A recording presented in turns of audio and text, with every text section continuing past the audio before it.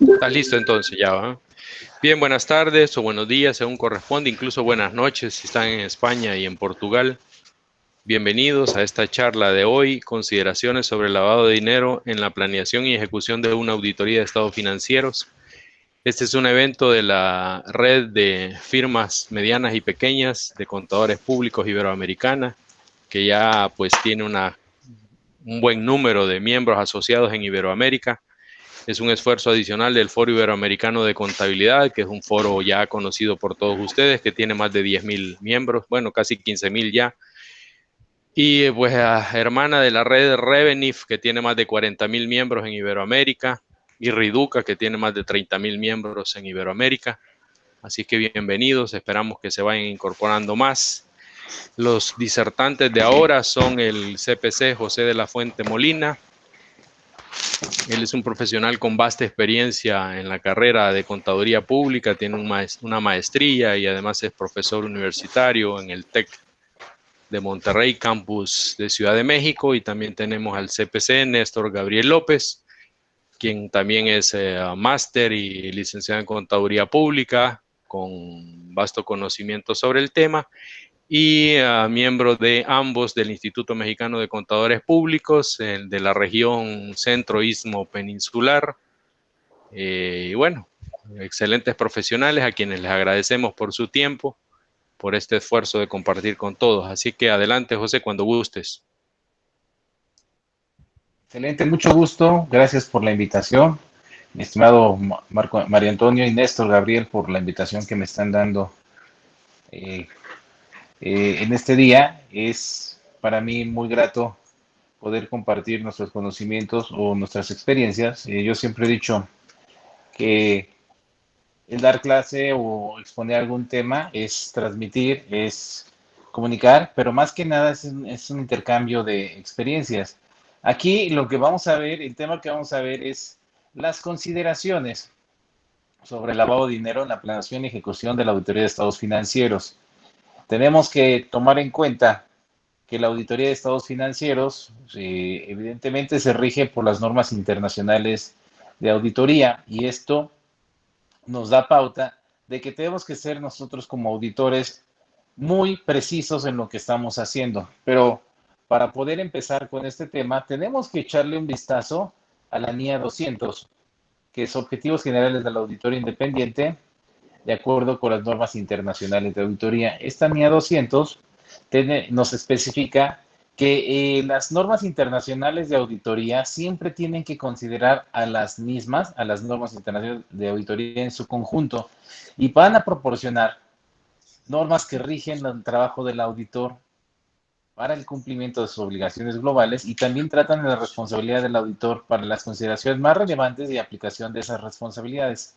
Entonces, si voy a hacer una auditoría de estados financieros, tengo que evidentemente tomar en cuenta las normas internacionales de auditoría.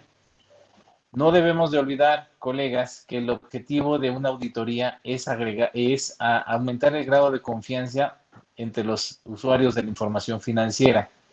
Aumentar el grado de confianza entre los usuarios de la información financiera se da mediante la expresión de una opinión, y la opinión va referente a ver, a identificar si los estados financieros han sido preparados en todos los aspectos materiales de conformidad con un marco de información financiera aplicable. ¿Esto qué significa? Pues bueno, yo al tener una responsabilidad social, yo como contador, al emitir un estado financiero, la responsabilidad que tengo es con la sociedad, no tanto con la persona que paga mis servicios. Al tener una responsabilidad social, tengo que asegurarle a la persona lectora de la información financiera que toda la información está considerada en un marco de información financiera aplicable, que puede ser que tú utilices en tu país, puede ser, por ejemplo, en México, las normas de información financiera, o normas internacionales de información financiera, o US GAAP, de acuerdo como tú lo estás haciendo. Y acuérdate que el auditor siempre va a opinar de que los estados financieros están contemplados con todos los aspectos materiales. Cuando hablamos de materialidad, hablamos de incorrecciones, y si hablamos de incorrecciones, estamos también considerando una parte de ajustes, o sea, un sinónimo de incorrección es un ajuste. Y estos ajustes, la información que se presenta en los estados financieros tiene que ir libre de estos aspectos. Casi en todos los aspectos materiales tienen que estar liberado.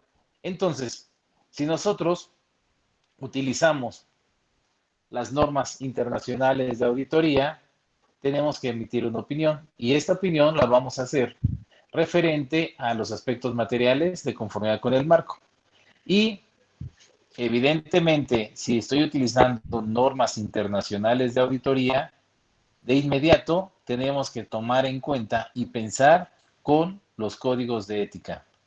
Entonces, si yo estoy hablando de un tema que son la planeación y ejecución de la auditoría de los estados financieros sobre el lavado de dinero, para poder hacer una auditoría, primero que nada necesito contemplar mi código de ética profesional. Yo, auditor externo, no puedo vivir sin el código de ética. Es mi primera línea de consulta. Mi segunda línea de consulta va a ser mi norma de control de calidad y en el tercer lugar va a ser mis normas internacionales de auditoría. En el código de ética, en la sección 360, nos habla acerca de la respuesta del incumplimiento a leyes y reglamentos. Nosotros tenemos que identificar claramente en nuestro código de ética que podemos tener amenazas de intimidación o de interés personal sobre el cumplimiento de los principios fundamentales cuando se tiene alguna sospecha de incumplimiento a leyes y regulaciones. Entonces, desde ahí, en ese momento, cuando yo estoy aplicando mi código de ética, es cuando mis antenas se tienen que encender y tener cuidado de que si es que yo puedo tener en algún momento una amenaza. Acuérdate que el código de ética habla de la persona, habla del que decide si sí o no. El código de ética no es moral, el código de ética es personal. Y nos rigen unas reglas de conducta y nosotros somos las personas, al decir nosotros, los contadores, somos las personas que decidimos si aplicamos o no aplicamos algo. Ahora, tenemos que considerar que hay leyes y reglamentos que tienen un efecto directo en la determinación en las consideraciones relevantes y significativas en los estados financieros del cliente. Y hay otros efectos y leyes y reglamentos que no tienen ningún efecto en la determinación de los montos. Y al final de cuentas, tenemos que considerar que el contador público siempre tiene que estar eh, identificando que tenemos una obligación social y tenemos una obligación para el interés público. Para que yo pueda cumplir con este tipo de interés social, necesito cumplir con mis principios fundamentales del código de ética. Además, debo de alertar, si es posible, a la administración cuando sea adecuado. Y si yo ya la alerté, permitirle que rectifique o remedie o mitigue algunas consecuencias de ese incumplimiento o esa sospecha.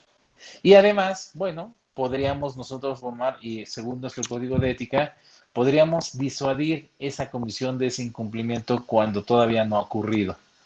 Entonces, tenemos una responsabilidad muy grande como contadores. Por ejemplo, ¿cuáles son las leyes y reglamentos que tenemos que observar siempre? Pues todo lo relacionado con fraude, corrupción, soborno, lavado de dinero, financiamiento del terrorismo, ganancias por el crimen, mercado de valores y comercios, protección de datos pasivos, seguridad y pública. Todo esto tenemos que estar considerando nosotros como contadores. Ten en consideración que de acuerdo en el país en que te encuentres, puede haber disposiciones legales que tú tienes que informar acerca de los incumplimientos o de las sospechas de incumplimiento. Pero también puede haber disposiciones legales de no informar o alertar al cliente. Entonces, tú como contador, pues debes de tener presente que siempre debes de cumplir tu código de ética, pero también tienes que cumplir con estas leyes y reglamentos o reglamentaciones que quizá te digan, no, primero la autoridad te diga, no, no le avises a tu cliente. Si tú ya detectaste algo sospechoso, primero avísame a mí. Entonces, te invito a que tú eh, revises tu legislación en el país en el que te encuentres y ya ahí de esa forma puedes verificar si es que tienes o no tienes la posibilidad de informar a tus clientes. Eh, voy a hacer una pausa aquí. Tengo aproximadamente 30 minutos para dar esta plática. Entonces voy a tratar de irme un poco más rápido para que si tienen un espacio de dudas o preguntas, las vamos a resolver con mucho gusto. Eh, ahora, obviamente, si un contador público es contratado para realizar una auditoría de estados financieros, primero tengo que tener o debo de tener un conocimiento acerca de la información que concierne a la empresa y además si es que existe algún tipo de incumplimiento y evidentemente debo comprender el asunto. La primera regla para poder hacer una auditoría es tener un conocimiento total de tu cliente. Entonces, si tú tienes un conocimiento o tienes una naturaleza de un incumplimiento, siempre tienes que tratar de documentarla. Ahora, el incumplimiento o la sospecha que tú tengas no solamente va a ser por lo que tú puedas investigar, sino también puede ser identificada por información que te proporcionen otras partes. Podría ser el auditor anterior, podría ser el despacho de abogados, podría ser la misma empresa, podría ser algún empleado. Entonces, si te fijas, en este caso, como estamos empezando esta plática, todavía no hago ni siquiera ni un solo papel de auditoría y ya tengo obligaciones. La primera obligación es cumplir con mi código de ética. Eh, si al final de cuentas nosotros como auditores consideramos que el posible cliente o el cliente tiene algún tipo de incumplimiento a leyes a regulaciones, el auditor, eh, si cree que la dirección está involucrada con este asunto, el auditor tiene que escalar este asunto, en este caso con los encargados del gobierno corporativo. Bueno, ahora, ¿en qué momento nosotros tenemos que o podemos tener dudas como contadores acerca de la integridad de la administración o del gobierno corporativo? Pues bueno, esto se va a dar cuando tenemos alguna sospecha evidente y o que tuvieron alguna intención de participar en un incumplimiento. Ahora, un procedimiento de auditoría también es googlear a tus clientes, googlear la reputación de tus clientes, verificar que no estén llenos de periodicazos o que verificar que no estén metidos en muchas cosas. Eso ya es una actividad normal dentro de la auditoría de estados financieros. Y además, bueno, ¿cómo podemos, otro ejemplo de las circunstancias de que no se tiene confianza en la administración, es cuando se tiene un conocimiento de que ellos saben el incumplimiento? Es como cuando te dicen algo, pero te lo dicen de tal forma que no lo dicen directo, pero evidentemente tú como auditor debes tener esa perspicacia y ese juicio profesional y ese escepticismo profesional para saber que ellos te están mintiendo y al final de cuentas quizá te están dando información que no es adecuada o razonable o que no tiene lógica. Entonces, ni siquiera he hecho nada, apenas estoy cumpliendo con mi código de ética. Ahora, ¿qué debo de hacer para tener una prevención del lavado de dinero en una auditoría de estados financieros? Evidentemente debo tener un cumplimiento a mi norma de control de calidad de las firmas. Si yo no tengo una norma de control de calidad, pues estoy realmente frito. Pues ya que en esta norma de control de calidad, pues tiene como objetivo de que todas las firmas de contadores públicos, independientemente del nivel que tengan, siempre establezcan normas para control de calidad y estas normas de control de calidad siempre va a buscar que tenga, bueno, siempre va a buscar que tenga una seguridad razonable, que se cumplen con las normas profesionales y además se cumplen con los requisitos regulatorios y legales. Y además, que todos los informes que uno emita como firma siempre sean los más apropiados de acuerdo a las circunstancias. Dentro de mi norma de control de calidad, me exige o me pide que siempre contenga un código de ética. Y este código de ética debe tener una actuación muy bien definida.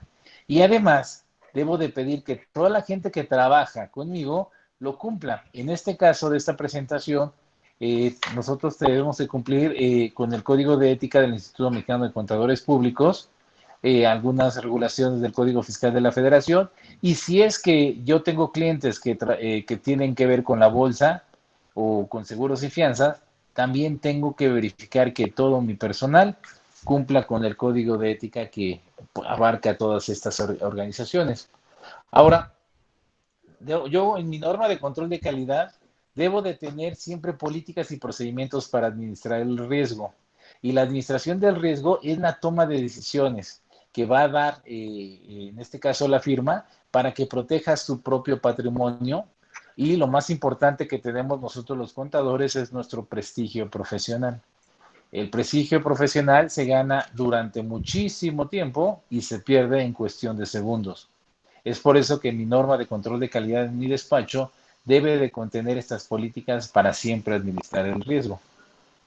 Estos son los elementos de la norma de control de calidad. Debo tener una responsabilidad de los líderes acerca de la calidad, requisitos de ética relevantes, que ya lo platicamos. Vamos a hablar de la aceptación y retención de clientes y no vamos a hablar ahorita acerca de recursos humanos, ni desempeño del trabajo, ni el monitoreo. En estas dos partes que ya vimos, la primera parte de ética, en mi norma de control de calidad yo debo de definir qué clase de clientes son los que quieren mi firma. Es decir, no es de, a veces las firmas de contadores públicos, pues te llega un cliente que es extremadamente eh, buenísimo o te puede dar muchísimos ingresos a tu despacho. Pero aún así, aunque nos dé mucho dinero para el despacho, antes de aceptarlo tengo que cumplir con una política que me hice mi norma de control de calidad de mis firmas para ver si lo acepto o no lo acepto. En este caso, yo necesito tener en mi despacho, mi norma de control de calidad, los requisitos de éticos relevantes. Como lo mencionamos, la ética es el desarrollo libre de la voluntad del hombre. A esto te decía que es algo que tú mismo decides si está bien o está mal. Entonces, va dirigida hacia la realización del hombre como persona, pero las personas formamos las instituciones. Entonces, al tener personas éticas, nuestra organización a su vez va a ser ética. Ahora, en mi norma de control de calidad, tengo que verificar si acepto o retengo a mi cliente, porque yo puedo tener clientes que ya no me gustaría tener. Y entonces, si ya no lo quiero tener por X circunstancias, lo puedo dar las gracias y pedirle que ya no le vamos a proporcionar servicio. Tenemos que considerar, para aceptar o rechazar un cliente, la integridad del cliente, la competencia del cliente. Y si el mismo cliente tiene una política de una conducta, tiene y políticas y manuales y códigos de conducta ética. ¿Qué pasa si nuestros propios clientes no tienen una conducta ética? Pues seguramente la empresa va a ser un desastre. Tenemos que verificar si decidimos aceptar un cliente o no decidimos continuar con este cliente. Todo depende. También podemos nosotros decidir en nuestra política si los trabajos que le hacemos a un cliente, le hacemos más trabajos o hasta ahí, ya no hacerle más trabajo. Ahora, bueno, si al final de cuentas definimos que sí podemos trabajar con él o no podemos trabajar con él, ya lo decidiremos nosotros en el despacho y tenemos que poner cuáles son las causas por las cuales declinamos el trabajo. Por ejemplo, hay casos que yo conozco de firmas de contadores públicos y grandes que, por ejemplo, no aceptan clientes de auditoría de estados financieros que sean equipos de fútbol. ¿Por qué? Pues porque es su política, su norma de control de calidad. ¿Y por qué hay equipos de fútbol? Pues porque sus motivos tendrán. Quizá han visto que ha habido muchos problemas, etcétera, y que ellos como firma deciden no hacerlo. Pero también hay despachos de contadores que deciden sí hacerlo. Lo que yo quiero decirte es que no satanicemos a nuestros clientes. Las operaciones pueden ser perfectamente normal. Entonces, tu política de control de calidad tiene que ser elaborada de tal forma que no prejuzgues a tus clientes. Evidentemente, ahorita hemos hecho algo de auditoría, todavía no he hecho nada, ¿eh? Primero vi el código de ética, después vi mi norma de control de calidad. ¿Ya es mi cliente? No, todavía no es mi cliente. Para esto yo tengo que elaborar un cuestionario de investigación preliminar. Y evidentemente, si cuando yo elabore mi cuestionario de investigación preliminar, puedo ver que mi cliente tiene estas actividades. Algunos de mis clientes pueden tener algunas de estas actividades vulnerables. Entonces, yo como contador público que me están pidiendo un trabajo de auditoría, tengo que estar temeroso y tengo que estar comiéndome las uñas porque tengo un cliente de este tipo? La respuesta es no. Los giros, pueden dedicarse los giros perfectamente bien, pero esto me obliga a mí como contador a ser más cuidadoso cuando le voy a hacer una auditoría de estados financieros. Entonces, esto es lo que te decía. ¿Satanizo a mis clientes porque tienen estas operaciones vulnerables? La respuesta es no. No los tienes que satanizar, ni es malo. Para esto, yo tengo que verificar en mi cliente el control interno. Por ejemplo, algunos ejemplos de control interno viene siendo, pues verificar cuando esté haciendo una investigación preliminar que todas las cuentas bancarias estén a nombre de la empresa, que está identificada la identidad del cliente, que tengan políticas y procedimientos de aceptación o rechazo de clientes y proveedores, verificar que tengan controles con transacciones recurrentes y ocasionales mayores a un promedio de $15,000 y verificar si dentro de los accionistas o clientes hay personas políticamente expuestas. Si yo reviso que mi cliente tiene políticas y él ya midió esta clase de riesgo, yo como auditor podría descansar más en esos controles y seguir adelante con la auditoría.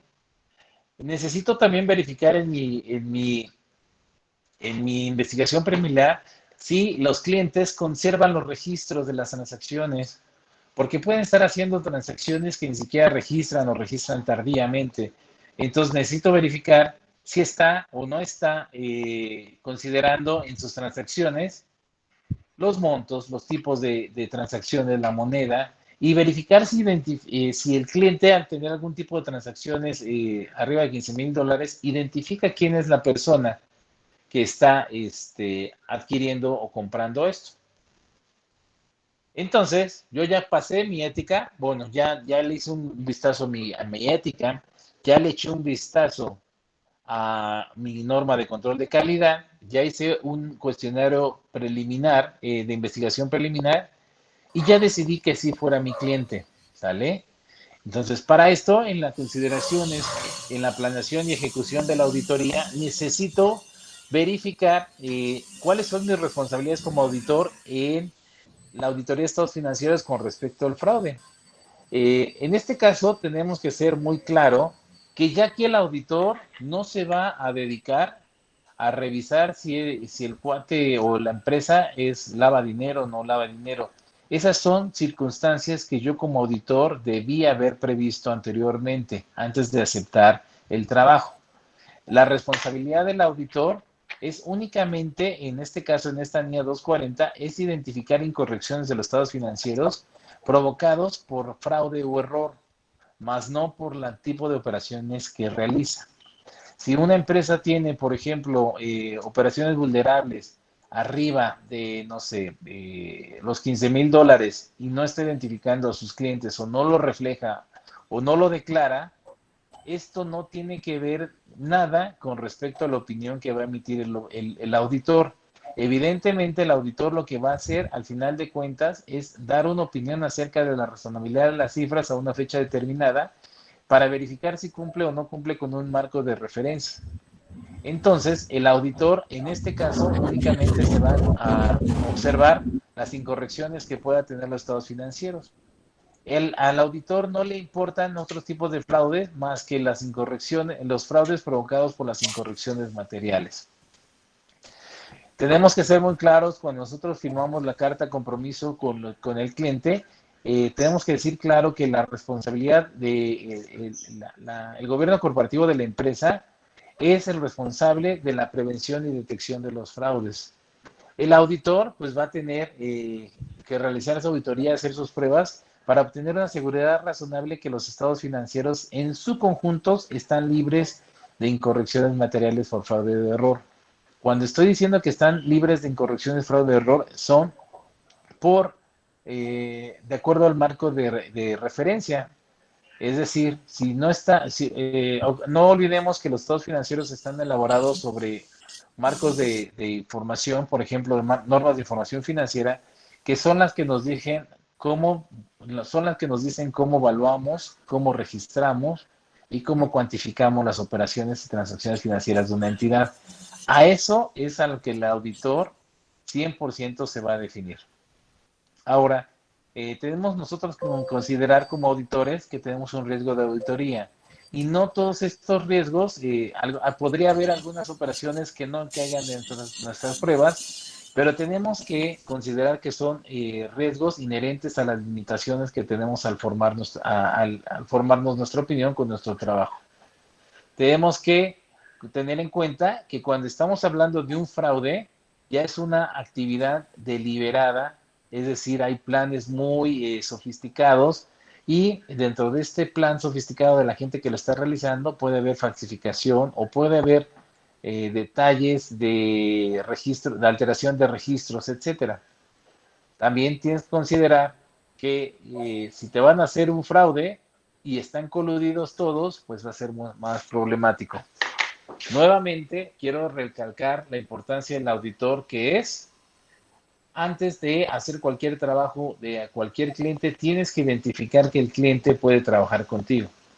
Esto quiere decir que no porque te digan que tenga una capa y una S es Superman, o que que tenga una capa, una diadema y un lazo, te va a decir que es la Mujer Maravilla. Te pueden decir a ti, auditor, lo que ellos quieran.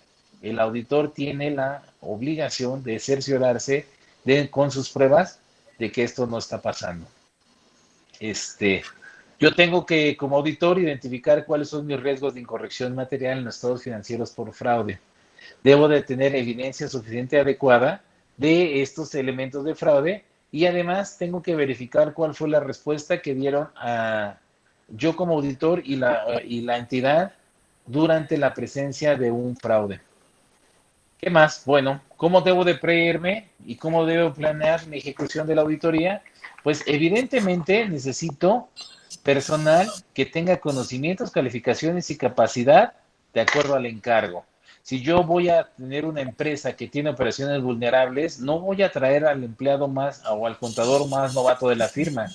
Quizá voy a poner a la gente que tenga más capacidad o que tenga más experiencia en este tipo de giros de empresas para que no tenga problemas. Además, voy a tener que, yo como auditor, para poder planear y ejecutar la auditoría, en este caso con respecto al lavado de dinero, debo de poder evaluar las políticas contables y debo de pedir que si hay mediciones subjetivas de las transacciones complejas. A veces la persona que quiere hacer un mal o una malversación o quiere hacer alguna actividad ilícita hace actividades muy complejas, lo pasa de la derecha a la izquierda, a la izquierda a la derecha, no lo presenta, no lo registra, lo multiplica por 2 y lo divide entre 16, etcétera. Entonces yo tengo que verificar esas políticas contables para verificar si no hay mediciones subjetivas. Necesito como auditor meter elementos de imprevisibilidad. Esto quiere decir prueba sorpresa, revisiones sorpresa, cambiar el procedimiento. Si venía haciendo conciliaciones, ahora voy a hacer, o sea, si venía haciendo pruebas sustantivas, ahora voy a hacer pruebas de cumplimiento. Puedo llegar a hacer un arqueo, puedo llegar a solicitar, puedo hacer revisiones físicas. Es decir, necesito cambiar la naturaleza. Cuando me refiero a la naturaleza de las pruebas, se refiere a pruebas de cumplimiento sustantivas. Necesito cambiar la oportunidad. La oportunidad es el momento en que yo las hago, es decir, antes yo puedo estar haciendo pruebas en la auditoría previa, pero puedo cambiarlas, que esa prueba que hacía en la auditoría previa ahora la hago en la intermedia o en la final. Y la extensión de los procedimientos de auditoría. Si antes hacía 5 pruebas y quiero disminuir mi riesgo de auditoría, evidentemente tendré que incrementar mis pruebas y quizá voy a hacer 10 o 20, las que sean, ¿no? Yo como auditor, si yo detecto un problema, por en este caso como lavado de dinero, yo no tengo la obligación, bueno, en México ya existe la obligación de nosotros reportar la presencia de este tipo de observaciones. Pero tienes que ver tu propia legislación en tu país para ver si ahí te obligan. Anteriormente, antes de que existiera la ley de prevención del lavado de dinero en México, no teníamos ninguna obligación de nosotros Sí. reportar las conductas ilícitas Oye, no sé, algo así. de los clientes. Entonces, tienes que verificar que no tengas ese problema.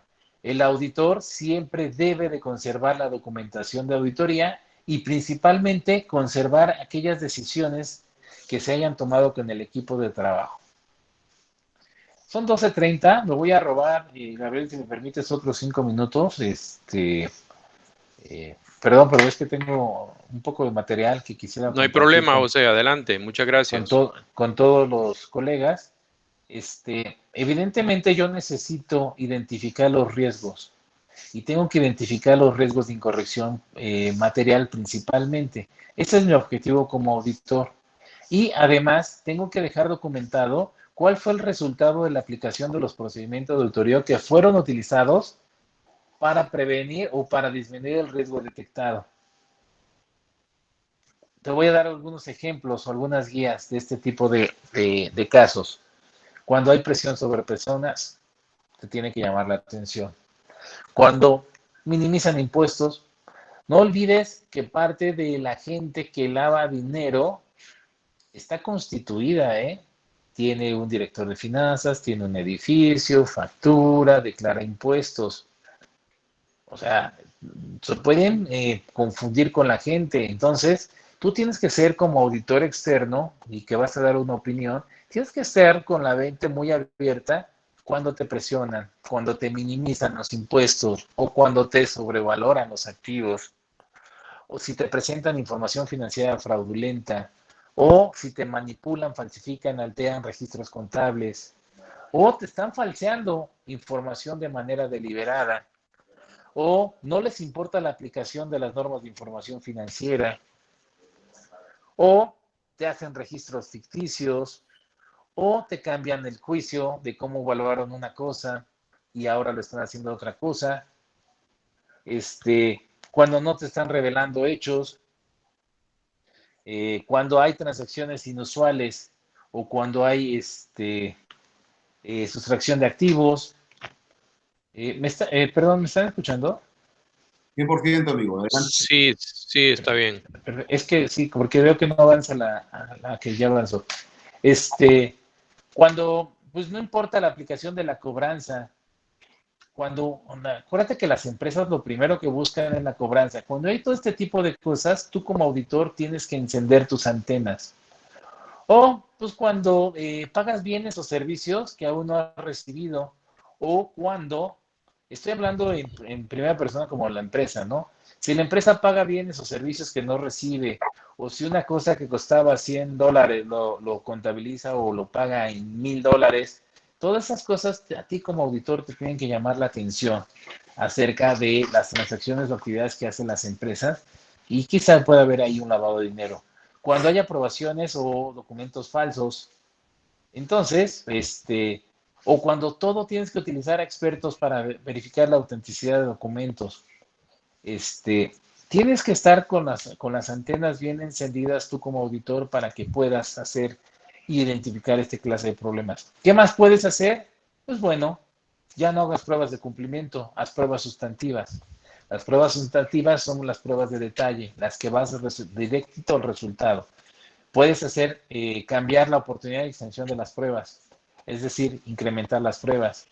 Puedes utilizar otro método distinto de muestreo estadístico para tener una posibilidad de cualquier prueba sea seleccionada.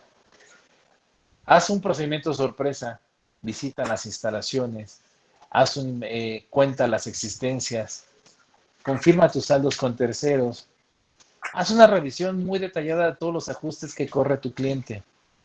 Entrevístate con el personal, con los funcionarios de la empresa. Haz prueba en la integridad de los registros contables, principalmente en el sistema de cómputo. Realiza razones financieras, proteja direcciones, apellidos, teléfonos. Verifica que no haya voladores. Voladores en México significa gente que está, por ejemplo, registrada en tu empresa o en tu nómina, pero que no trabaja ahí o que no existe. A eso se le llaman voladores. Revisa expedientes. Analiza descuentos y devoluciones, revisa contratos, checa que todas las operaciones tengan un buen nivel de autorización. Muchas veces, mucha gente en las empresas se acerca contigo como auditor y te hace confidencias. Entonces escucha a esa gente. Siempre ten balanzas firmadas. Tengo un par de boletines más, mi estimado Gabriel. No sé si quieres que lo veamos. Mira, amigo, me gustaría que sí lo viéramos, Quiero comentarles a todos de que agradecemos la invitación que a título personal que se hiciera a la red de pequeñas y medianas firmas de contadores públicos de Iberoamérica, también al Foro Iberoamericano de Contabilidad y a la Red Iberoamericana de Docentes Universitarios de Contabilidad y Auditoría. Mi amigo José de la Fuente se sumó a este proyecto de invitación personal de Mario Echeverría, que muy generosamente nos ha abierto el espacio para comentar todo esto que en la práctica y de acuerdo con el ambiente evidentemente mexicano, pero todo el tema del lavado de dinero es una articulación internacional. Estamos partiendo de lo sustancial en materia de auditoría para que eventualmente podamos transmitir lo que tendría que ser una consideración final del contador público. Ya ha avanzado muchas cosas importantes. José de la Fuente, retomaré algunas porque justamente son parte de lo que yo voy a hacer también, pero adelante, mi amigo, para que entendamos todos de que es muy bueno este marco contextual o conceptual en el tema de la auditoría, porque al final del día nosotros tenemos una responsabilidad, unos deberes, pero también unas limitantes, ¿no? Y ciertas Sí. responsabilidades. Adelante, amigo. Mira, lo mejor lo que voy a hacer es que si nos hacen favor de invitarnos en otra ocasión, podemos continuar con esto para no interrumpir no interrumpir la presentación. Eh, lo que quiero decirte es que tú como auditor, tú como auditor de Auditoría de Estados Financieros, ya no voy a presentar nada más, si me permite lo voy a dejar aquí y vamos a hacerlo después en otra ocasión que tengamos en otra oportunidad. Lo único que quiero decirte es que tú como auditor tienes una gran responsabilidad ante, en este caso, la prevención o el lavado de dinero. Primero que nada, cumple con tu ética, no hay nada más. Tú tienes el suficiente juicio profesional y tu escepticismo profesional para que te puede dar y decir qué hacer y qué no hacer. Ten una política de control de calidad en tu despacho muy estricta que no acepte a cualquier cliente o a cualquier tipo también de personal y de cualquier clase que no te, o sea, cualquier cosa que te haga ruido, no la consideres. Y en tercer lugar, cumple tus normas de internacionales de auditoría. Es todo lo que tenemos que hacer. Acuérdate que ya la responsabilidad que tiene el contador público es muy grande. Entonces, si es muy grande, tenemos que cuidarnos. Yo voy a dejar esta presentación hasta este momento porque también lo que nos quiere aportar Gabriel es muy importante y no quisiera cortarle el tiempo y estoy seguro que muy pronto, en un futuro cercano, nos vamos a poder reunir con respecto a este tema. Voy a tener mi presentación para pasar a tu tema, mi estimado Gabriel. Gracias, amigo. Más bien es, no te vayas porque yo voy a estar referenciando mucho de lo que tú ya has hablado. Lo voy a traer a colación, te voy a pedir que participes en el momento preciso, amigo, por favor. Sería muy importante. Sí, a tus órdenes. Bien, voy a presentar lo propio porque solo estamos programados por una hora. La verdad que hablar de estas consideraciones únicamente lo tenemos que hacer al tono de pues, menos comentarios, menos conclusiones. Sí, presentamos algo para que les pueda quedar en la memoria algo más, dijéramos, representativo a ustedes, ¿verdad? Pero al final del día, lo que hemos venido haciendo en el Instituto Mexicano de Contadores Públicos, como bien lo ha avanzado José de la Fuente Molina, apréndase bien este nombre porque lo van a tener seguramente más adelante, pues es evidente que hemos avanzado con esta estructura interna, tenemos normas muy sólidas en materia de norma de control de calidad, el código de ética, una norma de desarrollo profesional continuo, certificaciones de diversas vías, tenemos una certificación de auditoría, una auditoría o contabilidad gubernamental, tenemos una certificación, por supuesto, en lavado de dinero. ¿Esto con qué propósito? Que los 25,000 más o menos contadores que vemos en México agremiados a la máxima casa representativa de lo que es la contaduría pública organizada, tengamos controles y estas menos referencias. Y me voy a permitir en estos momentos hacer la presentación de lo que les he preparado. Tiene que ser una ventana, nada más estamos viendo aquí que esto abra de manera eficiente y en un momento dado yo también poderles compartir.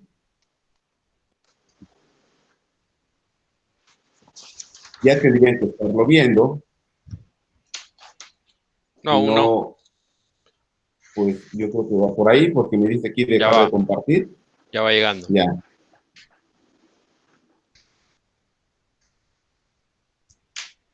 Ya listo. Perfecto.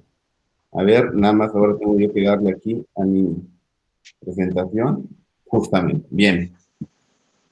Pues bien, señores, tengo que hablar de compliance forzosamente cuando tenemos que hablar del marco de prevención del lavado de dinero, porque ya ha avanzado muchísimo, insisto, mi amigo Pepe de la Fuente Molina, y que hablar del tema de auditoría sabemos que hay ciertos parámetros que nosotros no podemos dejar de observar, pero en hablar del lavado de dinero tenemos que basarnos en enfoques basados en riesgos no escritos, que queda mucho el criterio de la persona, y debemos partir de una idea. Y eso esta frase la recupero de mi amigo Henry Faux, a quien seguramente verá esta transmisión que se está transmitiendo en Facebook, YouTube. Y en un momento dado, Henry Faux decía, el negocio más inocente es el que es más susceptible de ser utilizado para lavar dinero. No propiamente vamos a atribuir de que nosotros estamos trabajando para una persona que se dedica a eso.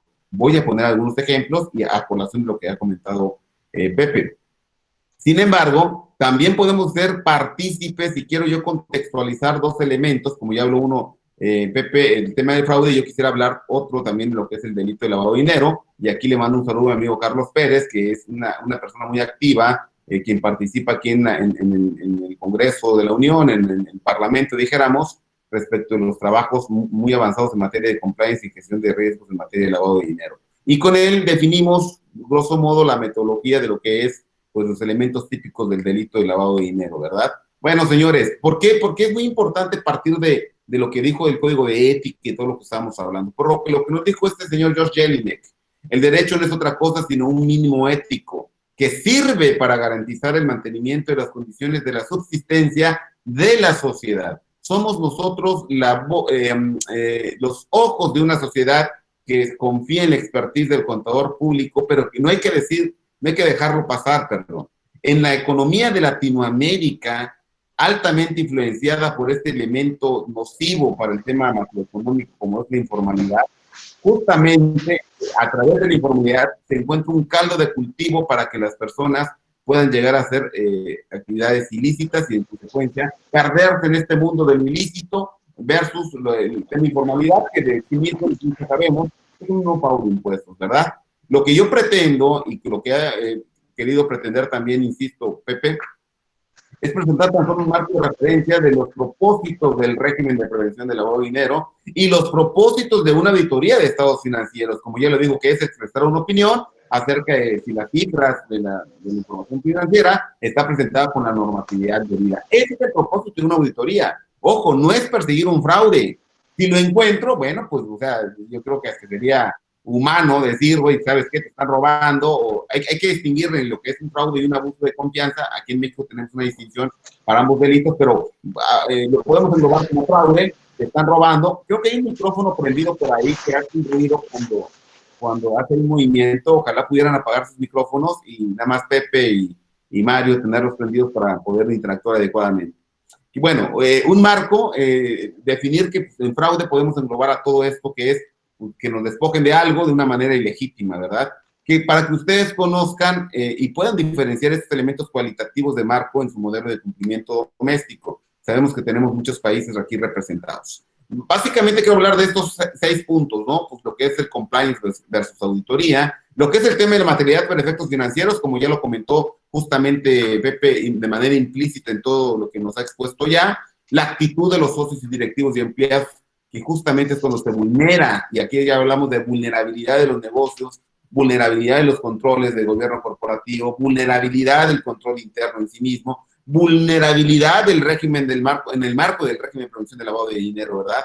Control interno, gobierno corporativo y marco de prevención son conceptos que están asociados, y debemos entender que justamente la actitud de los socios y directivos es lo que le da fortaleza. Quiero llegar a una precisión más adelante al respecto. El rol del contador auditor, cómo nos ve la sociedad, qué nos dice el Banco Mundial al respecto y desde hace muchísimos años, y por supuesto la detección en el camino, porque dentro de la pericia que nosotros tenemos como auditores, en el camino nos podemos dar cuenta de que si algo no suena bien, y qué tanto valdría la expresión de, oye, pues es que no me consta, no me suena, y como no me consta, no soy perito en materia de falsificación de documentos, yo creo que no está bien, pero ¿sabes qué? La administración me dijo que sí lo aceptó. Y bueno, vamos a ver estos elementos que es lo fino que queremos hablar. Por supuesto, al hablar del tema ya del primer punto de la agenda, que yo traigo, evidentemente más lo que trae Pepe, más adelante haremos una compilación de todas estas conclusiones, pues el tema de la materialidad financiera y este tema económico, fíjense, ¿cuál podría ser el efecto económico de un cliente como en este scouting a través de Google que dijo Pepe de la Fuente? ¿Cuál podría ser el efecto económico de saber que uno de nuestros clientes está catalogado en estas listas negras como de la OFAC y eventualmente vinculado a ciertos procesos? Aquí pues es algo público, no lo puedo negar y lo voy a comentar brevemente. Hay un futbolista que fue capital de la selección mexicana en varios mundiales y que eventualmente tiene un restaurante y entre otros negocios y se tomó la foto con un narcotraficante. Ni siquiera salió publicado en la lista definitiva, sino como en una pretensión de ser publicado en estas listas negras. Y la pregunta es, tú estás dictaminando a su restaurante y sabes que salió publicado como un posible vínculo con el narcotráfico y en consecuencia el delito de lavado de dinero. Pregunta, ¿qué haces con la materialidad? ¿Aumentas tus alcances de revisión para tratar de encontrar algo que posiblemente no puedes llegar a encontrar? Porque hay que decirlo también, el negocio más noble para lavar dinero es aquel que paga impuestos.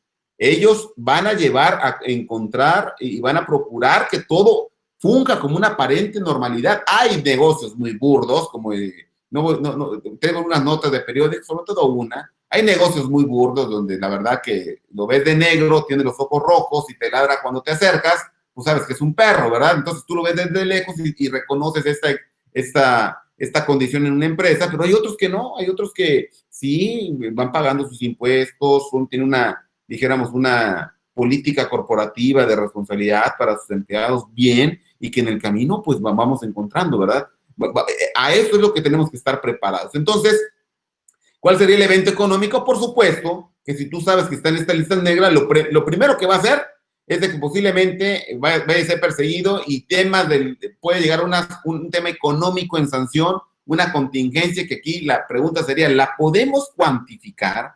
Porque si no, acordémonos, si no es cuantificable económicamente, no es registrable y no tiene afectación financiera. Ese es el punto, ¿no? La información financiera es información cualitativa expresada en unidades cuantitativas. Si no lo puedes expresar económicamente, si al caso le puedes poner un margen allá en una nota, pero si no hay una expresión no lo puedes reflejar en los estados financieros. Pero sí te afectaría, por supuesto que sí.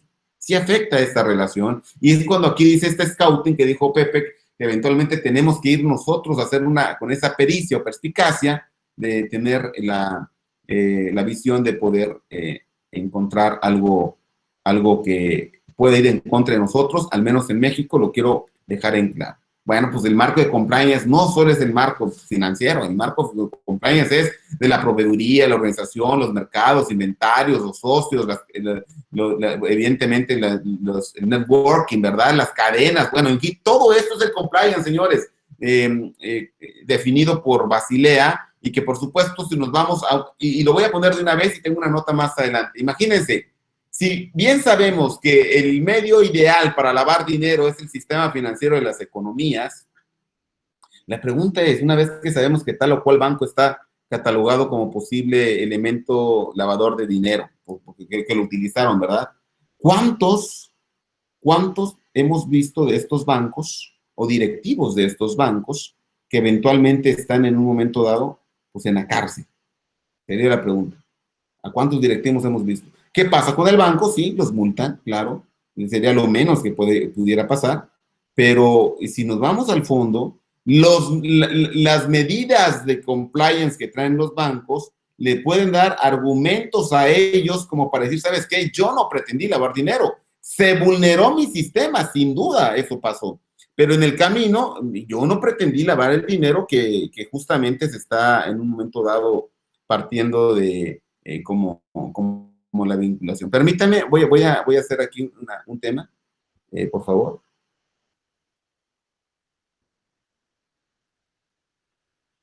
Permítame un segundo.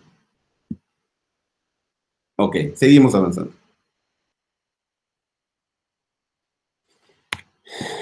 Perdón. Perdón, se me fue aquí aquí. Seguimos, por favor.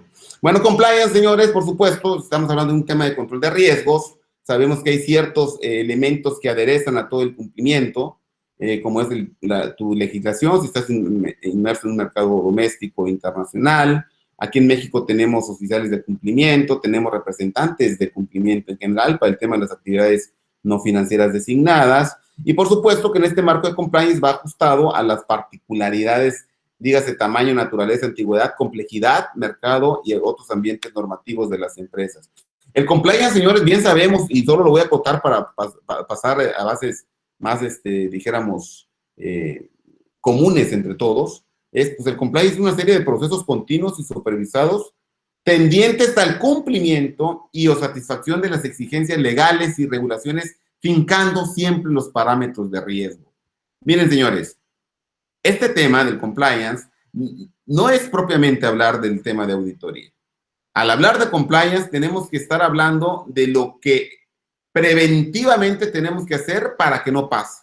Cuando hablamos de auditoría, justamente estamos hablando de aquello que ya pasó y que sí, en una opinión importante, pudiera llegar al hecho de que la recomendación va a ser justamente, dijéramos, clave, ¿no? Es uno de los productos básicamente dentro de los entregables de auditoría esperados por los clientes de nuestra parte, las recomendaciones que nosotros pudiéramos hacer. Pero en este marco... Perdón, Néstor, que te interrumpa. Solo para aquellos que no están viendo tu pantalla, solo tienen que fijar en la presentación de Néstor y dar clic en el clipcito de remache y lo van a tener en foco.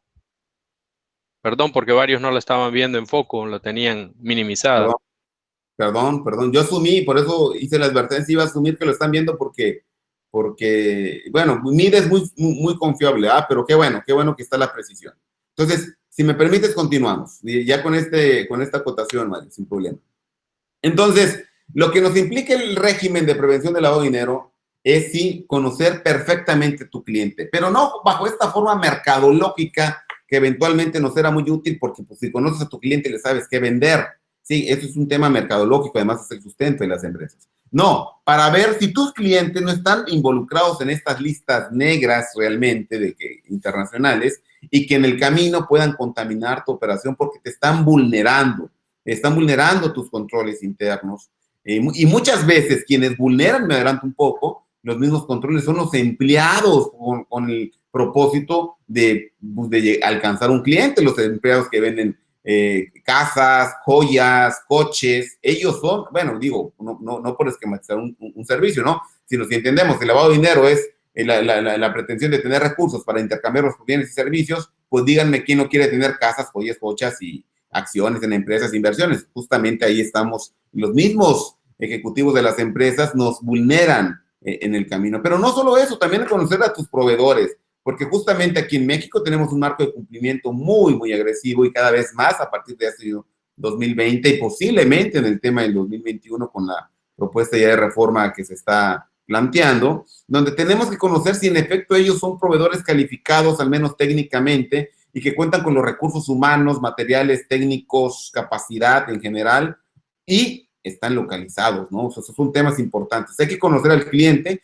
y hay que conocer a nuestros proveedores. Esto lo pongo como mera referencia, nada más les digo que en México somos más de alrededor de 75 millones de contribuyentes, pero como unidades empresariales, digas empresas, en México tenemos dos líneas de información, una emitida por el Departamento de Rentas Internas, el Servicio de Administración Tributaria, dijéramos en Perú es el SUNAT, en Ecuador no sé cómo se llame, lo admito, pero al final del día nos dice el SAT que es 12.4 millones de unidades empresariales, y la Secretaría de Economía, que es otro elemento, otra Secretaría de Estado muy importante que impulsa los negocios, pues dice que somos 12.3. Me quedo con la última cifra para ser conservadores, pero nótese cómo es la participación de la micro y pequeña y mediana empresa dentro del marco de todas estas unidades empresariales. Participan al 99.99% de las unidades económicas en México. Fíjense qué importante dato, porque si al final sabemos que estas 99.99% pymes que son 12.3 millones de acuerdo con la Secretaría de Economía, como lo han visto, generan la mitad del Producto Interno Bruto, poco más, generan casi 8 de cada 10 empleos. Lamentablemente sabemos que estas cierran en menos de 5 años, de acuerdo con la ONU. Y con el tema de la pandemia, seguramente los niveles subieron a unas cifras más escandalosas. ¿Y por qué cierran las empresas pequeñas o MIPYMES? Justamente por la evidencia o la falta de controles. Señores, el gobierno corporativo, el control interno y el marco de prevención siempre están presentes en toda empresa. Ojo, y no quiero ser irresponsable con el comentario. Siempre hay un marco de presencia en materia de gobierno corporativo, materia de control interno y materia de marco de prevención de lavado de dinero. El detalle aquí que nos toca a nosotros ver como dictaminadores es constatar la eficiencia. De hecho, en los cuestionarios que hacemos en auditoría tienen como propósito medir la eficiencia del control interno, pero no digas que no tienes un control interno. Aquí en México, ustedes saben, vendemos tacos y los tacos aquí se venden por esquinas. O sea, una persona que tenga necesidad de trabajo, pues saca su equipo y se pone a vender tacos, ¿no? Pues bueno, la pregunta sería, ¿esta persona que vende tacos no tiene controles internos? Claro. Tendrá un control interno de decir, ¿sabes qué? ¿Cuántas tortillas llevé? ¿Cuánta carne le puse? Y eso para mí me dice que tengo que vender tanto. ¿Y cómo lo tienes documentado? No, pues acá tengo mi notita o eso, y aquí anoté lo que vendí el día de ayer. O sea, sus controles son muy básicos, casi incipientes, pero los tiene. Entonces nosotros lo que tenemos que hacer, ustedes lo saben, es saber qué grado de eficiencia tiene para los propósitos financieros el tema del control interno. En un estrato más pequeño, casi 8 de 10 empresas son empresas familiares, las cuales generan casi 7% de los empleos en México. Y desafortunadamente, miren, estas empresas no cuentan con un plan de sucesión. Por eso entendamos por qué hay una alta correlación con aquellas empresas que cierran en menos de 5 años porque no tienen este plan de correlación. ¿Qué necesitan todas las empresas del mundo, MIPYMES? Dinero, capital de trabajo, capacitación para saber hacer más y mejor sus productos y publicidad para venderlos. Evidentemente, con el ambiente tecnológico, hoy tenemos una gran herramienta al respecto para que ellas puedan alcanzar sus objetivos y eventualmente puedan atraer capital, atraer inversiones y en este sentido, pues generen mayor solidez y permanencia en el mercado. ¿Y por qué digo que todas las empresas tenemos gobierno corporativo? Y quiero acotarlo perfectamente al tema de prevención del lavado de dinero y al tema de auditoría que estamos hablando. Sistema, de acuerdo con la OCDE, el gobierno corporativo es un sistema por el cual las empresas son dirigidas y controladas, punto. Hasta ahí podemos decir, oye, la empresa por más básica que sea en su toma de decisiones, tiene un sistema de toma de decisiones. A lo mejor es patriarcal, de una sola persona la empresa o el jefe de la familia es el que manda en todo. Justamente tiene un sistema de toma de decisiones. Lo que sucede es de que no es eficiente para mantenerse en el mercado. Su estructura en el gobierno corporativo especifica la distribución de los derechos y responsabilidades entre los diversos participantes de la misma. Dígase, por supuesto, socios, directivos, empleados de cualquier nivel. Además, establece ciertos objetivos el gobierno corporativo. ¿Qué pretende un gobierno corporativo, dijéramos, en el camino de la eficiencia? Pues mayor protección a sus inversionistas, sobre todo a los minoritarios. La promoción de la transparencia, como bien lo decía Pepe en un momento dado, tenemos que saber, oye, ¿qué tan tus líneas de comunicación internas y externas, qué tan eficientes son? Escritas y no escritas, informales y formales, o sea, ¿cómo está? Y eso, ¿cómo lo evaluamos nosotros los auditores? Pues a través de una inspección de los métodos de investigación de auditoría, pero sobre todo con el análisis del control interno, señores. Ahí tenemos que nosotros focalizar y bajo la pericia y perspicacia, bajo estas noticias que hemos tenido, saber, oye, nos estamos involucrando con una persona que está envuelta en escándalo de lavado de dinero. ¿Qué va a pasar? Que evidentemente las autoridades le quieren dar efectos, en este caso en México hay ciertos casos en que se pueden dar efectos fiscales a los dictámenes, evidentemente le van a poner una mayor atención al proceso del auditor. Y en ese sentido puede ser sancionado. Al auditor le quedan dos cosas. Si ve una falta de controles, ya lo dijo Pepe, o se abstiene de opinar porque evidentemente la abstención implica el no tener la evidencia suficiente y competente, o incluso algo que no está normado. Pepe, corrígeme y puedes intervenir en estos momentos. Pues, ¿sabes qué? Oye, ya veo que estás en un tema muy escandaloso, pues, ¿sabes qué? Renuncio al trabajo de auditoría, me declaro incompetente en virtud de las circunstancias y te devuelvo tu dinero, o a ver qué hacemos ahí con el tema dado, ¿no? Pero bueno, ¿tú qué opinas en este punto, estimado Pepe? Sí, el auditor siempre tiene y debe de tener las antenas encendidas en el sentido de poder detectar cualquier tipo de problema. Evidentemente, como el auditor va a opinar acerca de las cifras que se presentan a los estados financieros y si estas están libres de incorrecciones materiales o no, al ver que están libres, que no están libres de incorrecciones materiales, te va a provocar que exista una opinión modificada, o una abstención o una negación de opinión. Depende de la gravedad. Pero las normas de auditoría también nos dicen que en el caso de que pudieses llegar a tener problemas, lo más razonable que debes de hacer es salir corriendo, contárselo a quien más confianza le tengas y no es seguir involucrado en ese tipo de cosas. Es decir, buscar asesoría legal dentro de tu firma, que eso también lo debe de contemplar tu norma de control de calidad. Y independientemente de eso, tú emite tu informe. Mi recomendación es que emítelo con la tipo de opinión que tú quieras, ya sea negativa, abstención o con modificada, pero emítelo y después busca asesoría legal. En México sí existe la obligación de reportar esta clase de... Excelente, amigo. Bueno, esto se los dejo ahí, la verdad que no tiene caso mencionarlo, pero sí quiero mencionarles este, miren. Y entonces a nosotros, los contadores, de acuerdo con este marco de gobierno corporativo, que dicho sea de paso, es el que nos sirve, vaya, para empezar a estructurar el ambiente de control interno y todos los demás procesos, el enfoque basado en riesgo que pide. El gobierno corporativo es clave para todo este ambiente. Vamos a ver, de acuerdo con una gráfica que les voy a poner ahorita del Banco Mundial respecto a los factores internos que aderezan el tema del gobierno corporativo y respecto de aquellos factores externos. Por supuesto, para llevar un tema eficiente de gobierno corporativo, debemos partir de lo que nos dice la empresa, ¿no?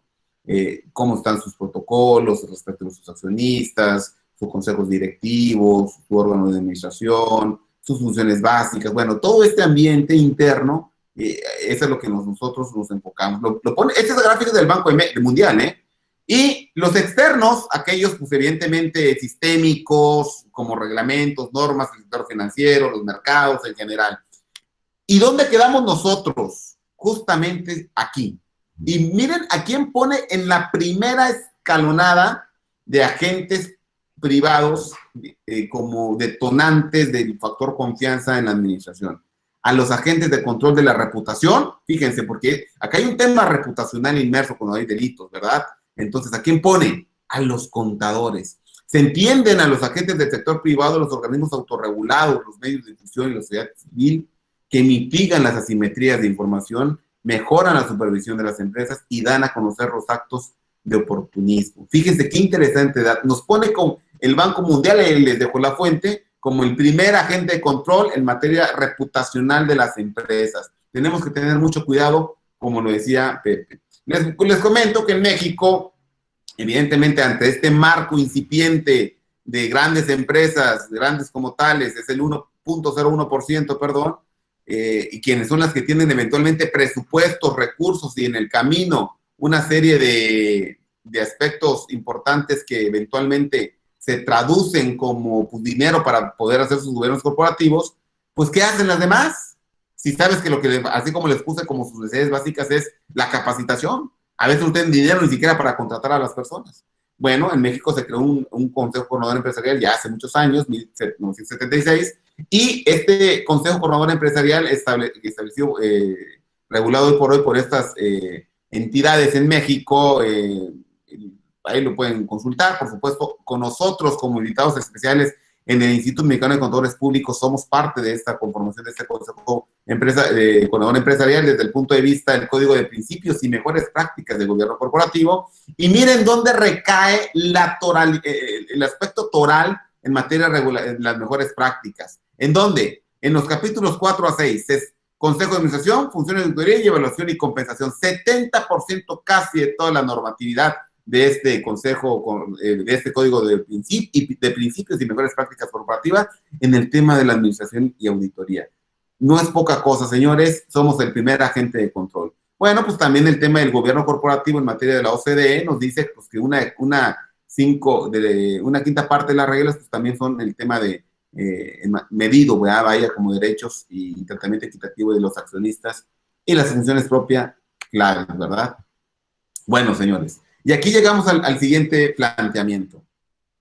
Aporte banal, es decir, un aporte irrelevante en materia de la prevención del lavado de dinero o criterio prudencial.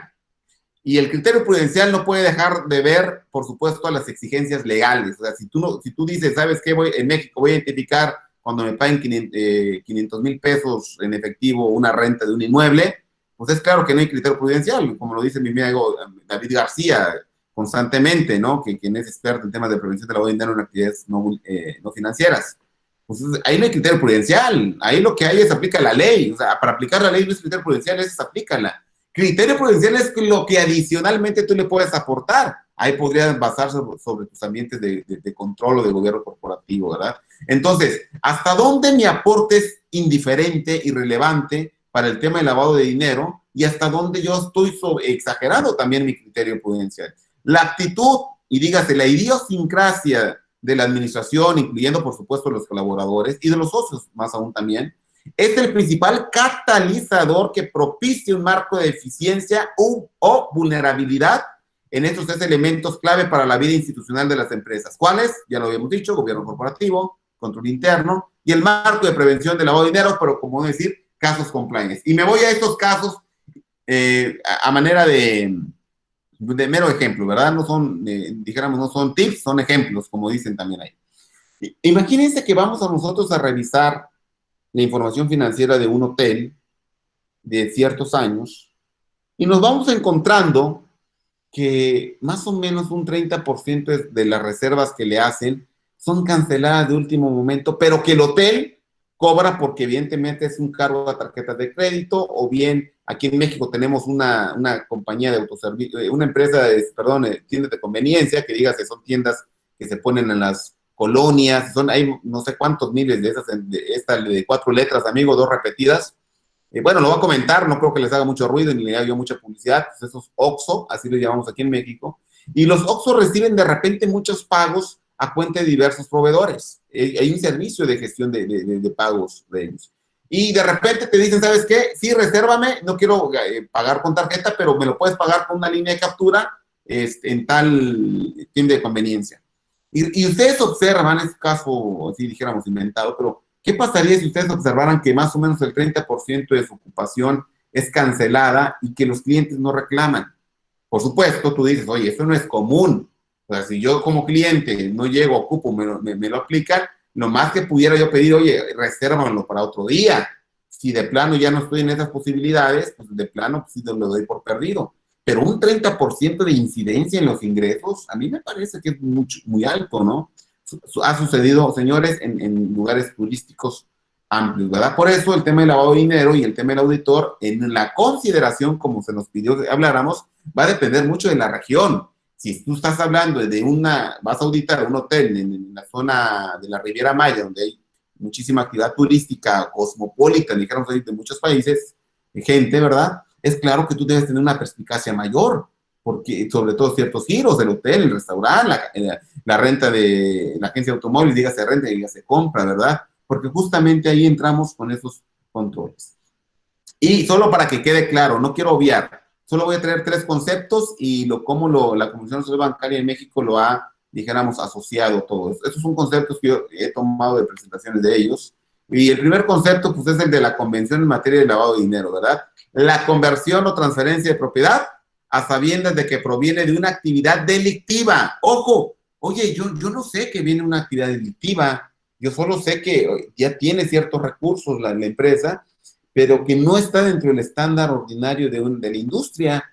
Eso ya es un elemento, un criterio, una consideración en la planeación de la auditoría, porque ahí vas a tú preguntar, oye, ¿has levantado encuestas de satisfacción a los clientes para saber por qué se están cancelando y no están llegando a tu hotel? Y ¿sabes qué? Y la ocupación no baja. O en el caso del restaurante, dices que evidentemente llega mucha gente y tú lo ves casi vacío, pero el restaurante está reportando ingresos. Tú dices, oye, está como que raro, ¿no? Pero pues no, pues, los socios dijeron que está bien. No podemos tener una actitud de aporte banal, indiferente, irrelevante nosotros, ¿no? Ni nosotros, por supuesto, ni tampoco los empresarios más aún.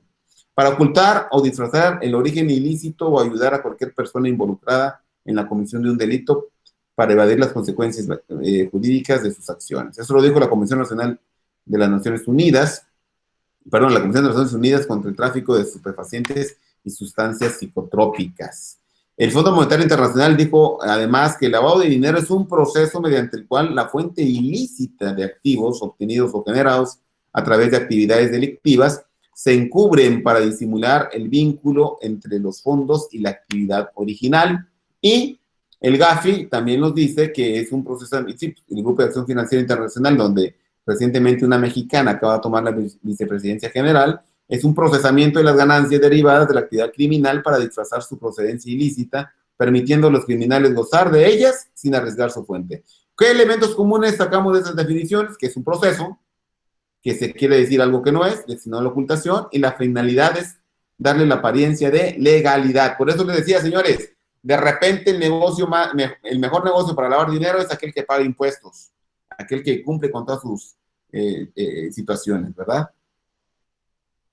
Bien, aquí en el sector financiero mexicano, fíjense que, o parafinanciero quiero decir, porque está el sector financiero que son bancos y el parafinanciero donde hay empresas que le dedican a créditos dijéramos, de baja escala a ciertas personas.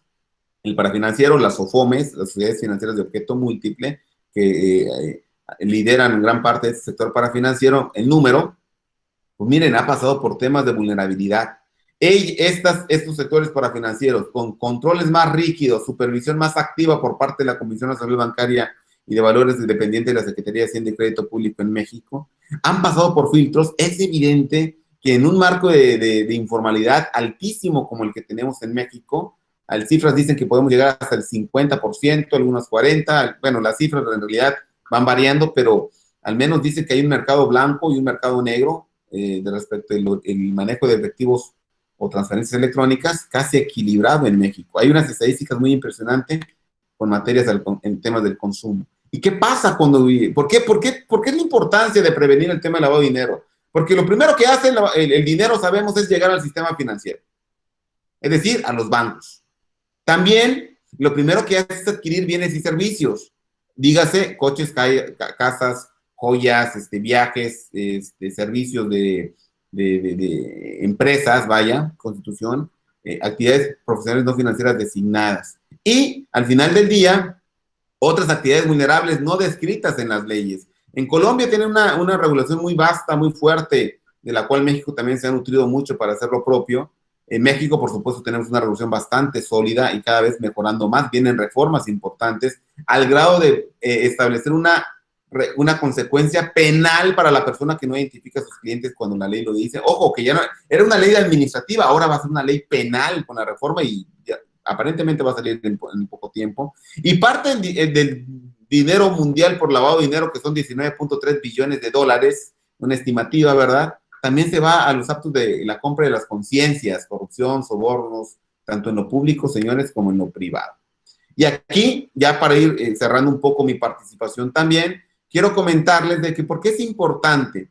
Cuando hablamos de fraude, hay que entender que en toda Latinoamérica nos distingue lo que es el civil law, este derecho romano, con la última modificación de Napoleón, francés, derecho romano, donde pues básicamente es muy similar el tema de los delitos, de lo penal, de lo civil, ¿verdad? En este caso, quiero hablar del por qué en un momento dado el papel del auditor no es detectar delitos.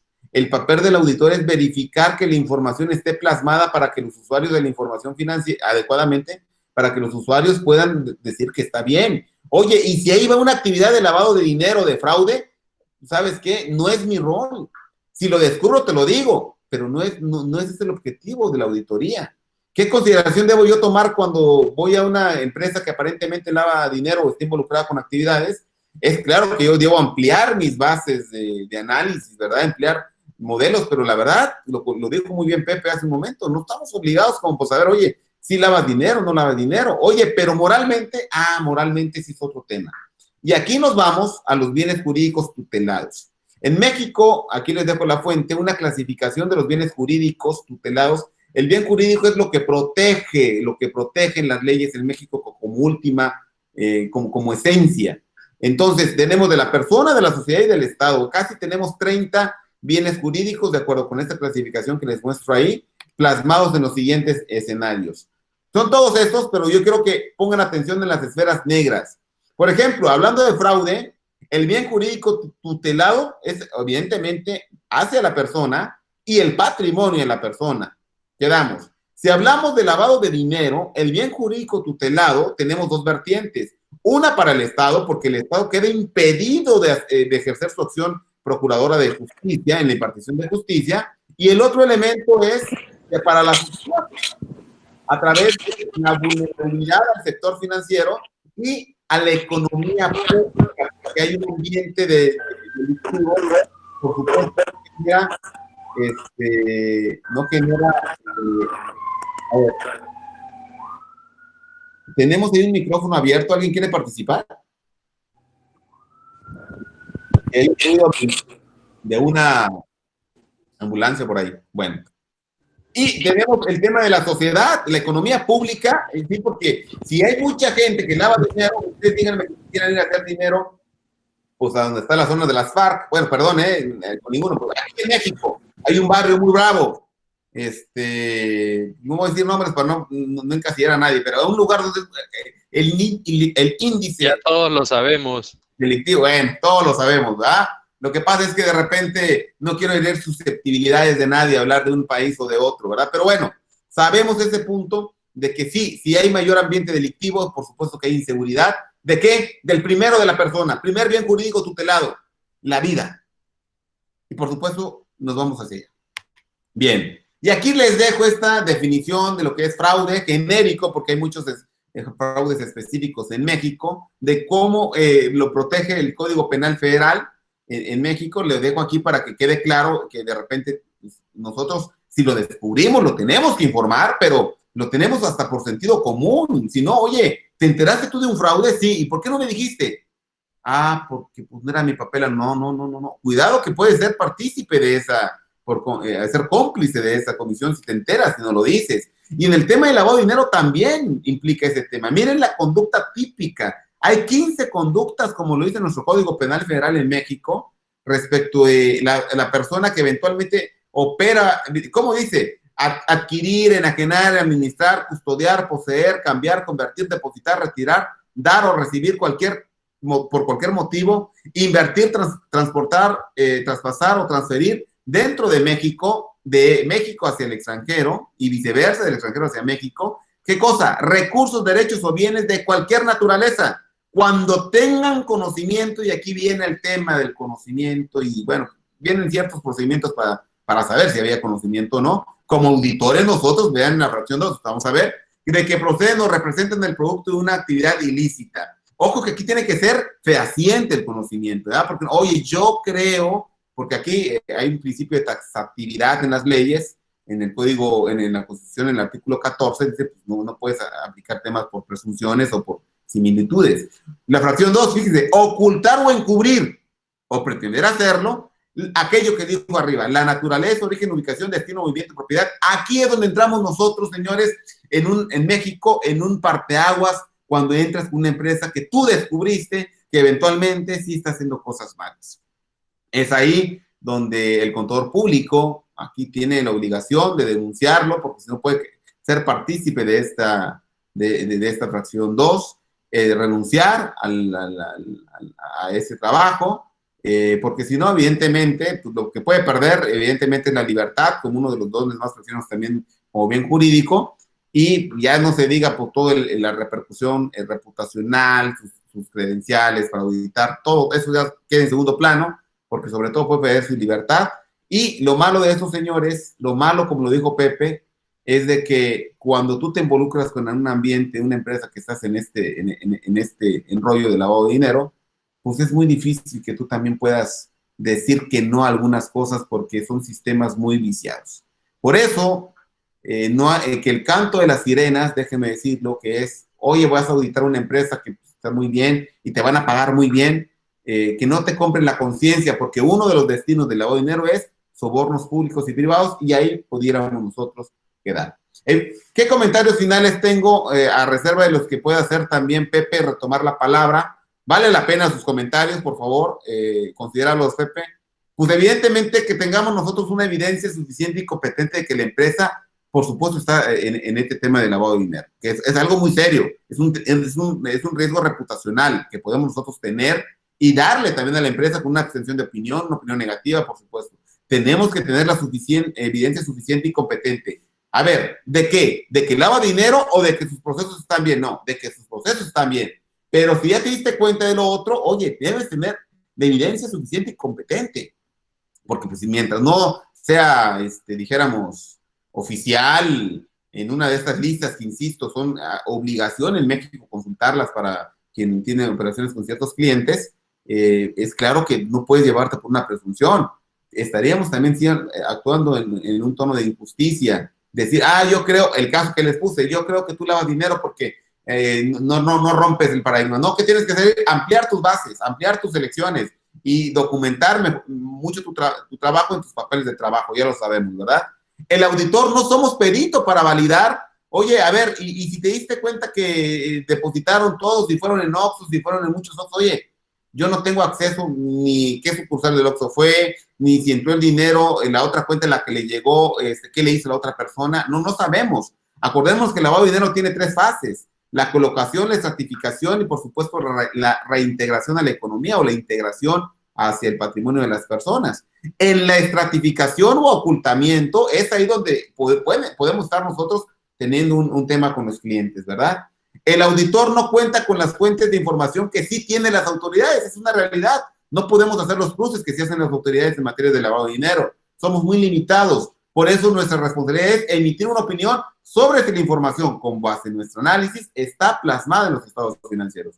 El auditor se basa en las declaraciones también de la administración. Y aquí tenemos que entender el principio de buena fe en materia de los negocios. Oye, si la administración jura y perjura que todo está bien, pues bueno, es una evidencia para el auditor en su trabajo, para que no vayan a quererle extender una responsabilidad como copartícipe en la fracción 2 para nosotros en México, como le hemos visto, ¿no? En el peor de los casos, señores, ya lo comentamos, pues abstenerse o renunciar al servicio. Bien, señores, si después de esto todavía nos queda alguna duda o alguna persona piensa que pues eso es muy simple en materia de lavado de dinero y podemos hacer y terminar y hacernos los ojos de hormiga, bueno, pues todo es culpa de la CIA, señores, y no de la Central Intelligence Agency. Más bien, pues de la ignorancia, no lo sabes, la resistencia, te resistes a creerlo, la indiferencia, lo sabes, pero dices no me va a aplicar, o la negligencia, de plano te descuidas en el camino. Muchas gracias, señores. Pepe, ¿algún comentario, por favor? Bueno, primero que nada, muchas gracias por la invitación. En segundo lugar, somos una parte muy importante en todo el mecanismo de la rendición de cuentas, no solamente para las empresas, sino para el gobierno, sino para nosotros mismos. Mis únicas reflexiones finales es: asegúrate muy bien de identificar y conocer a tu cliente.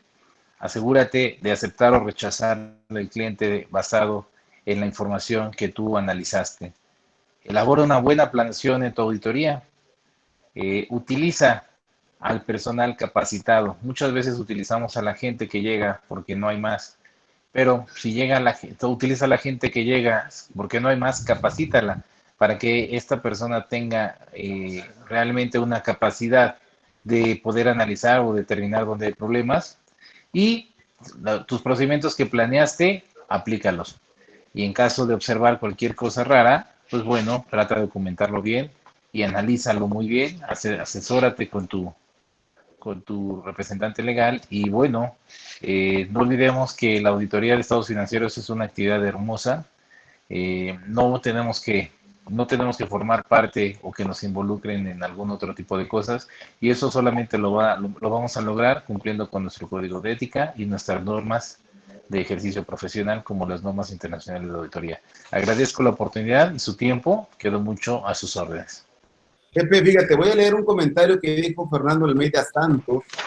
Gracias, Fernando. Dijo: en Brasil, las empresas y los involucrados están siendo sancionados, pero no hay responsabilidad legal por parte de las empresas auditoras y los auditores. Nuestra ley es muy frágil, a diferencia de Estados Unidos. Una duda: ¿cómo es la regulación de México? Ya lo ha aclarado aquí Pepe en sus comentarios, ¿verdad? Digo, nos comenta aquí CPA Patricio Ramírez Lozano, en Ecuador, Servicio de Rentas Internas. Gracias, Pepe. Perdón, Patricio, muy amable. Patricio también nos dice, en Ecuador la entidad de control de las compañías acaba de emitir las normas de gobierno corporativo como es en otros países. Muy bien. Buenísimo. Gracias, Pepe, por lo que acabamos de expresar. Y bueno, básicamente es eso, ¿no? Felicitaciones, Pepe, por también lo que te han hecho, lo que te toca en este punto, ¿no? Gracias, Mario. Oh, muchas gracias a ustedes, estimados colegas y amigos. Excelente presentación. Como sabíamos, ustedes son personas conocedoras del tema.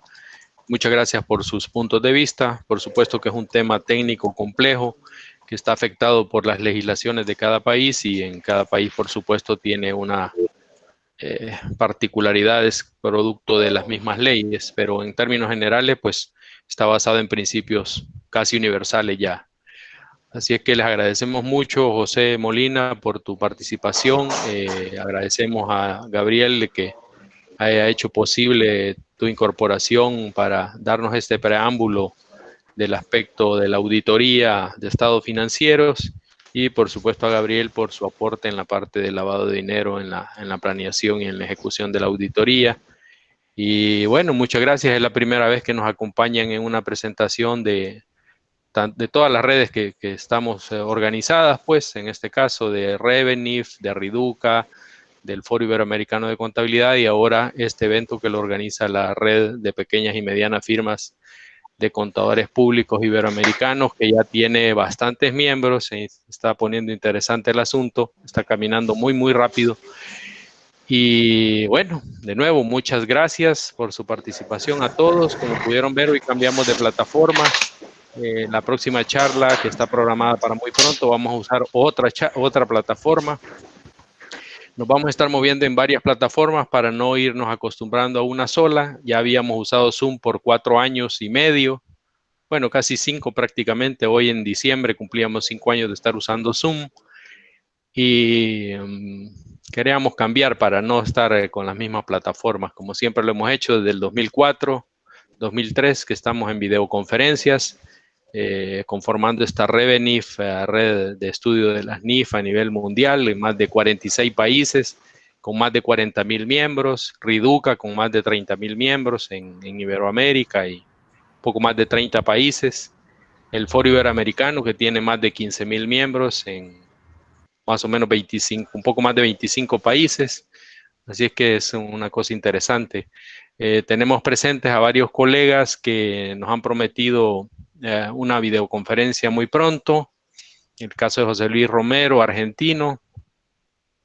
Por ahí veo que está conectado, por si quieres decir algo, estimado José Luis, con mucho gusto, y aprovecho también porque tenía días de no verte, si nos ponemos de acuerdo para fijar la fecha y el tema, para programar la próxima reunión de este grupo.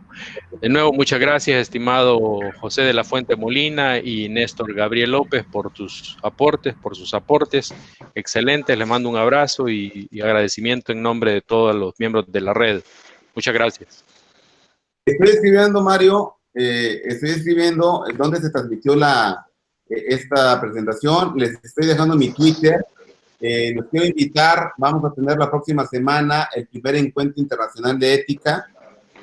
Es gratuito, por favor, lo pueden seguir en Facebook, los que tengan Facebook. En la página, lo voy a poner aquí, lo voy a escribir, así lo buscan, por favor. Soy Recip, ahí pueden ver pues es gratuito, solo hay que registrarse.